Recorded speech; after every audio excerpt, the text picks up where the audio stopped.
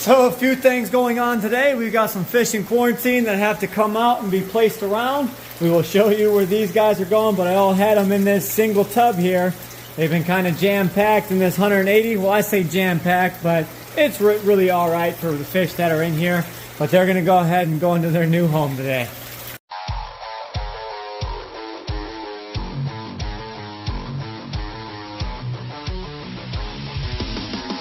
Okay, first up on the block is this short body albino iridescent shark. And he'll be going into this 1,000-gallon. Let's look at him.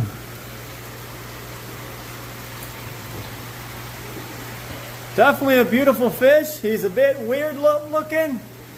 He's not something I would prefer. I wouldn't buy it, but since he was a rescue, we're going to go ahead and give him a great home.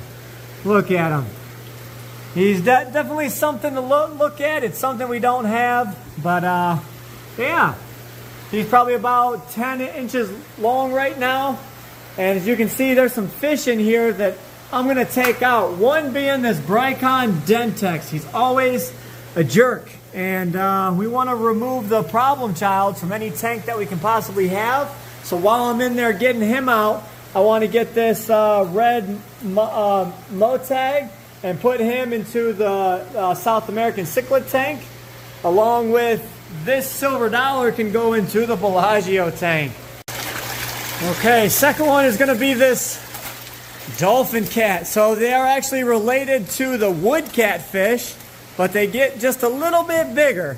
There are a couple of species of them. There you go, bud. Go on. There you go. Come on. Attaboy. Oh, someone... Actually, did I just do that to his tail? That might have been me with the net because that looks super fresh. Oh, man. Poor guy. Well, we'll go ahead and give him a great home in this 1,000-gallon tank. He'll get healed back up. Oh, you see that Bricon is already going after him. Hopefully he chills out. If not, I'm going to have to break him up right now. Can't be acting like a jerk, bud.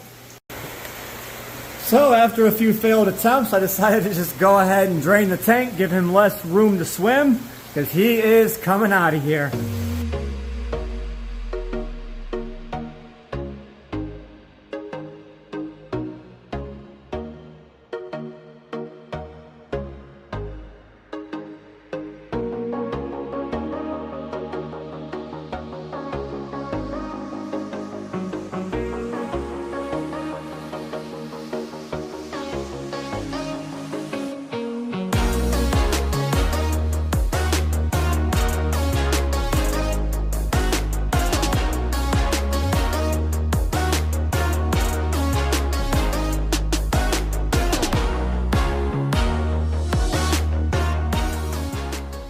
Now that whole fiasco is over with, as soon as I seen there was a bite on my Tigrinus, on his bottom fin back there, I knew exactly who it was, and it was that Bricon. You can see right there his bottom fin, a little bit nipped up.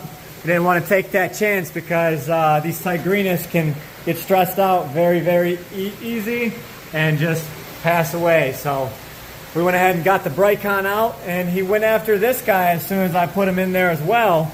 So we went ahead and just removed the problem child.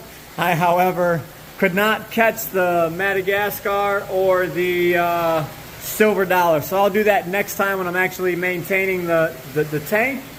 But this guy is now in this poor little 80-gallon. He's a beautiful fish, but he's just a butthead. So over here I added in a new pink kissing gourami. Which one is he? I should be able to find him. He's a larger one. I think it's this guy right here. So we had a few in here, so you guys can see. They are usually stay up towards the top. We got a small one here. We always lose fish in this tank. There's one there. I know I have more. They're in here somewhere. We went ahead and added him to the small group that we had in here. You can see our lights are starting to go out. Those things are like 50 bucks a piece. I forget. Oh, their beams works. So that's our first beams work that's going out on us. It's just flickering.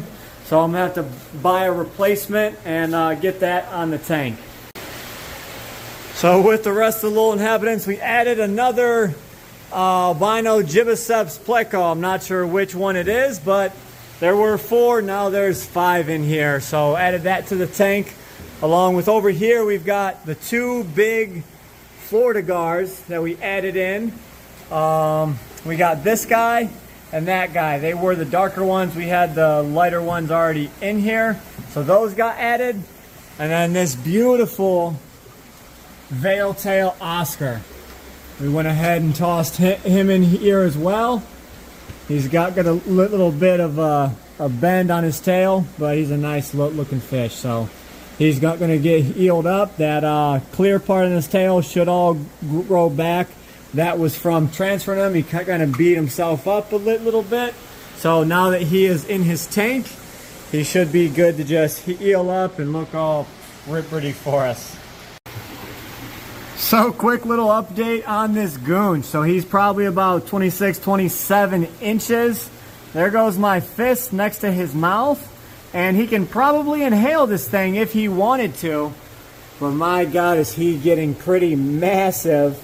He eats almost every single night. You can see he's stacking on the weight. Let me get you a little above shot. Oh. He came up from my fingers. Look at him. That is a big boy. Ooh. Yeah, you see, I'm a little bit skeptical of coming in his tank because this is his territory and he has some huge teeth. There we go. Beautiful boy. And here goes that jowl catfish. You guys always ask about him on the live stream, but here goes that jowl as well. I would like to get them into a little bit better tank that we can view them. This tank is just old and scratched up, so maybe soon we'll have a plan to get this tank out of here and a new tank in its spot. Coming down here, I went ahead and added that marble cat that was in quarantine into this 3,000 gallon over here because we have a little bit more room in here now. So he is sitting in there until I'm able to figure out what I want to do with him or where I'm going to send him. But we got a few more fish we moved out here as well. Okay, in here you can see everyone is doing pretty good, but in that back corner is a big old chocolate cichlid.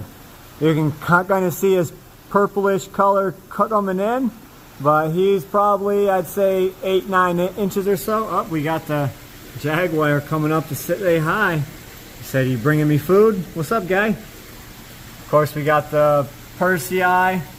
The 3 green terrors are still doing good together. Nobody's picking on each other. This is the Vieja Sins Pilum. He's starting to get his coloration back. It's starting to pop. Like if I would get his side.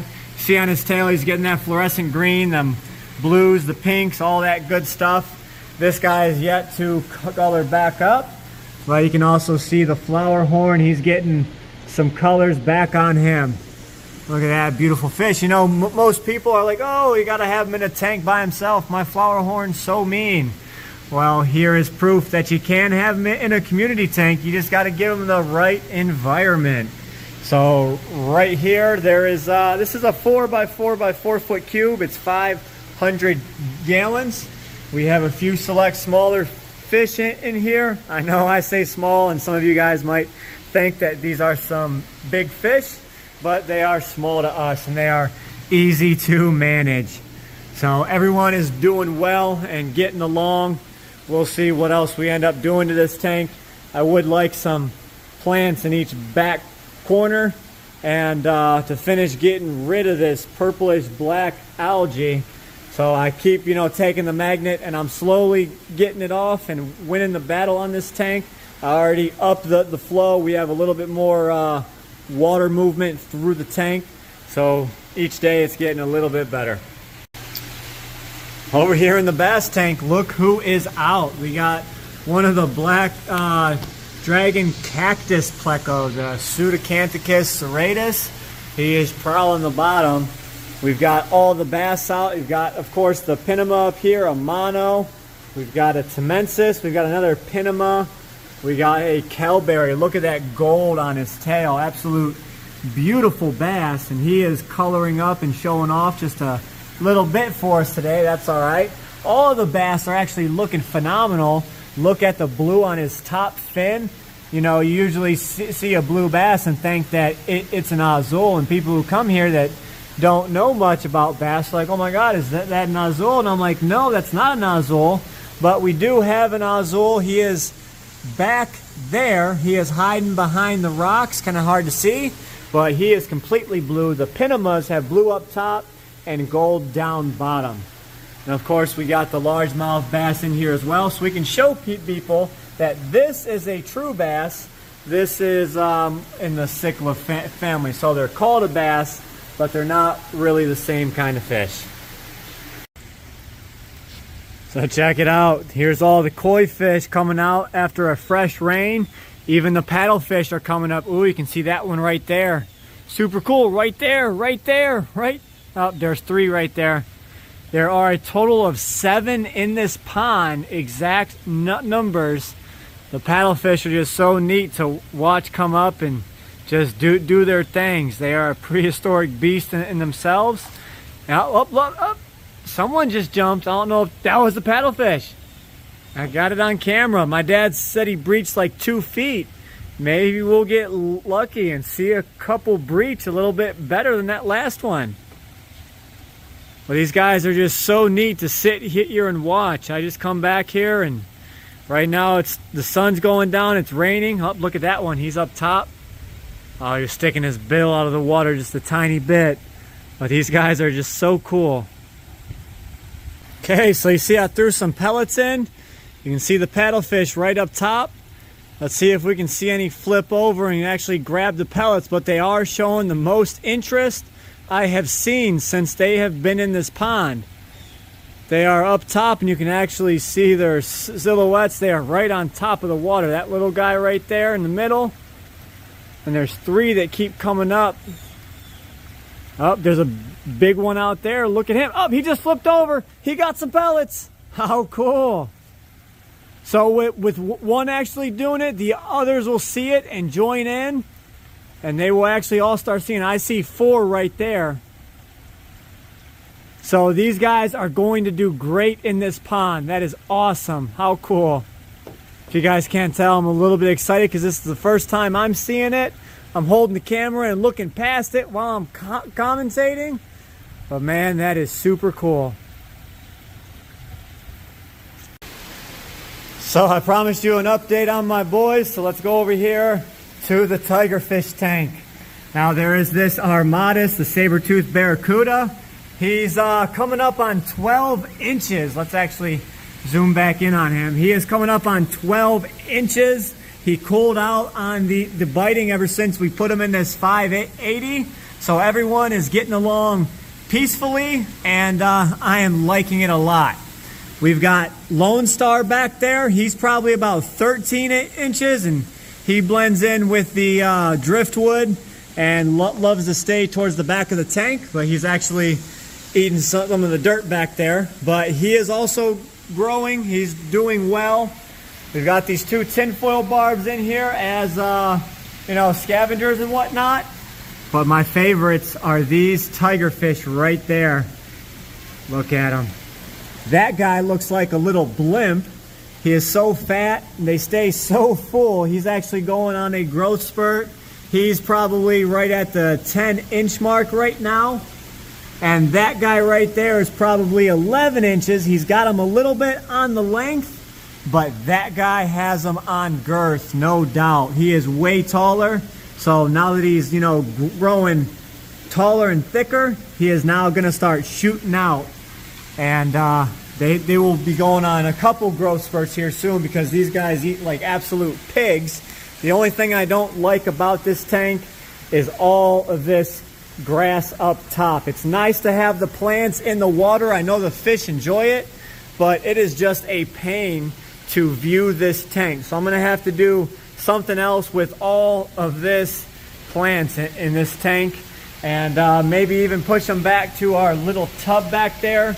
So they're still on the system, but we gain the viewability of this tank. And of course, we've got that banana arowana or albino. He does have red eyes, but he is also growing. He's probably about a foot long, but he gets lost in this grass all the time. I'm sure he'll definitely appreciate the grass coming out of this tank. So I hope you guys enjoyed the little update today. We will see you in the next video. Stay fishy, my friends.